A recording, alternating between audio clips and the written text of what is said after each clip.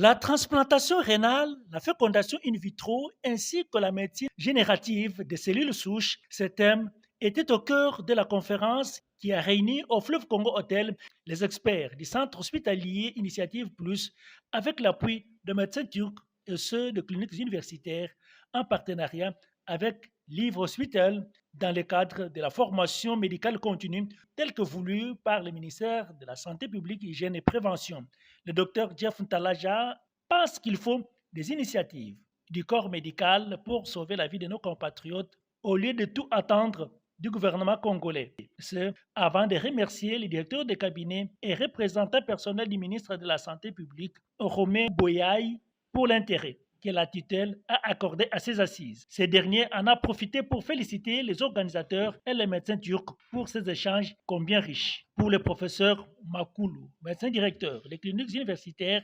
le plateau technique fait défaut aux spécialistes congolais pour mieux faire. C'est une très belle activité du point de vue scientifique. La vision du chef de l'État en ce qui concerne la couverture santé universelle, c'est aussi de renforcer les capacités du pays, non seulement en termes de la qualité des soins, mais aussi de l'infrastructure. La présentation à laquelle j'ai pu assister démontre que nous avons encore un chemin à parcourir dans notre pays pour renforcer notre système de santé. Alors je salue l'initiative des organisateurs parce que ce type de présentation, les niveaux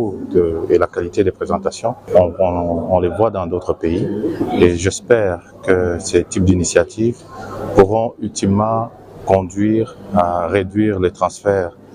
pour soins médicaux de nos compatriotes dans d'autres pays et ainsi sauver le coût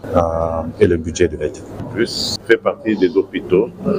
contractuels de l'État, donc ils font partie du programme du ministère de la Santé. Et ce n'est pas un hôpital privé comme les gens les pensent réellement, c'est un hôpital contractuel de l'État, donc il doit respecter les principes et les programmes du ministère de la Santé. C'est pourquoi vous avez vu, quand il y a des grandes manifestations,